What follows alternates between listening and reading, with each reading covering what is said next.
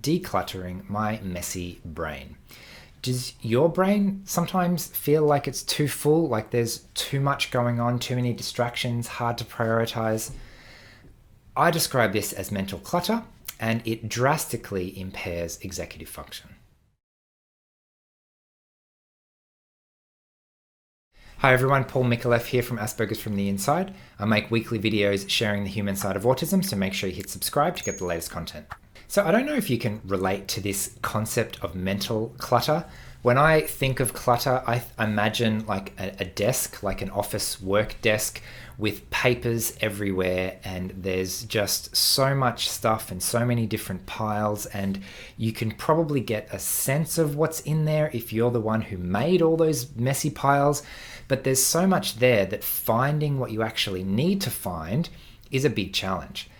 So when I first discovered my own autism, when I first tried to put words around what my experience was when I was trying to explain myself to other people, I would describe my brain as like this filing cabinet that is extremely efficient.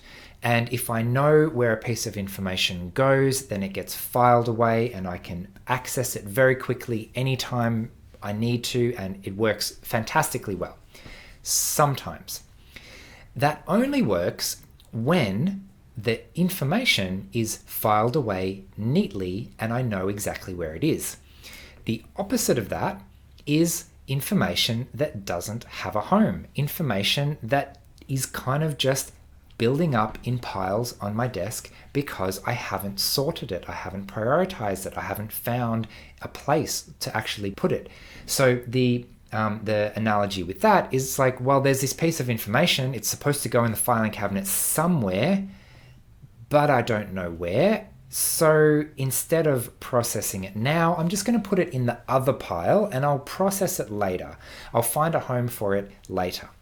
And as you can imagine, that pile of unprocessed information grows and grows and grows and grows and grows until I have this massive cluttered stack of some completely useless bits of junk information mingled in with a handful of really key important things that I need to do or that I have to remember.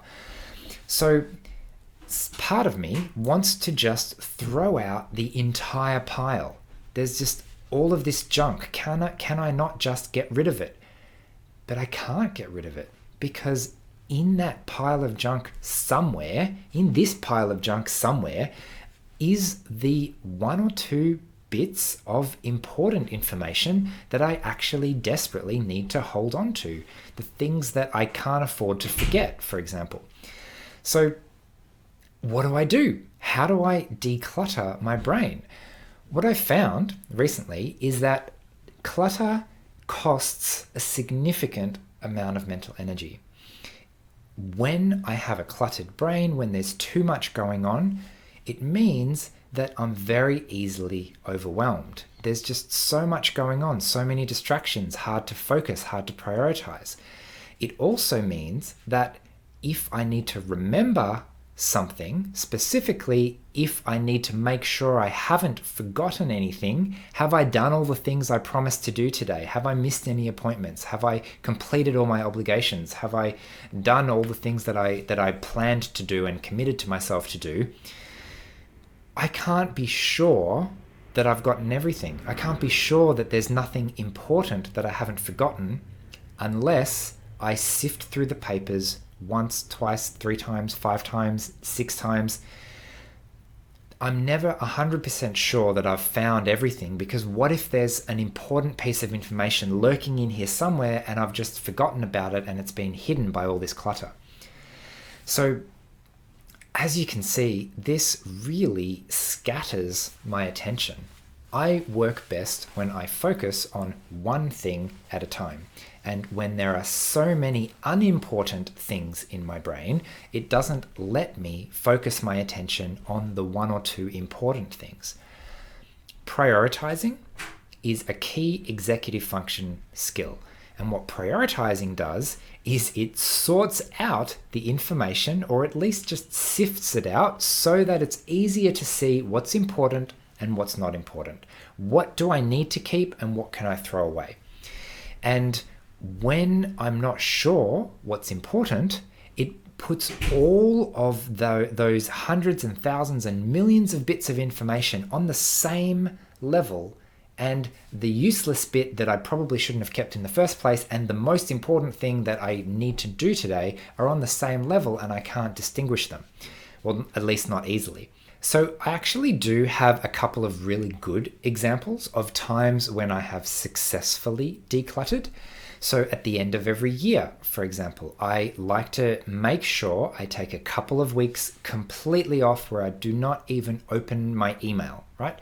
And when that happens, when I've completely cleared my desk, when I've put all the previous year's stuff away, it feels really, really good, because I can look at the desk, I can look at my filing cabinet, and I can see there is nothing left in the other pile. I've thrown away everything that I don't need to keep.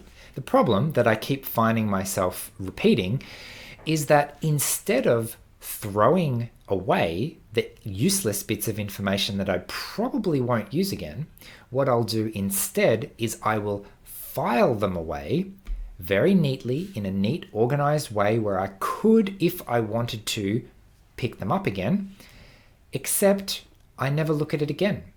Instead of throwing it away in the rubbish bin where it's gone forever, I file it away perfectly so that it's out of my sight, out of my mind, and then never look at it again. So I've realized recently that the fact that I keep all of this information in my brain, instead of getting rid of it, means that it's always cluttered and it's harder to keep up with the demands of the information that I'm receiving in my life. To give you a good example of this, I have a little box with a lot of my will do one day kind of ideas. It's like my ideas box. Every time I have a really fantastic idea that I really want to implement, but I don't have time to do it today, it goes in that box. Now, I could very easily leave that box in the cupboard for 12 months without even looking at it.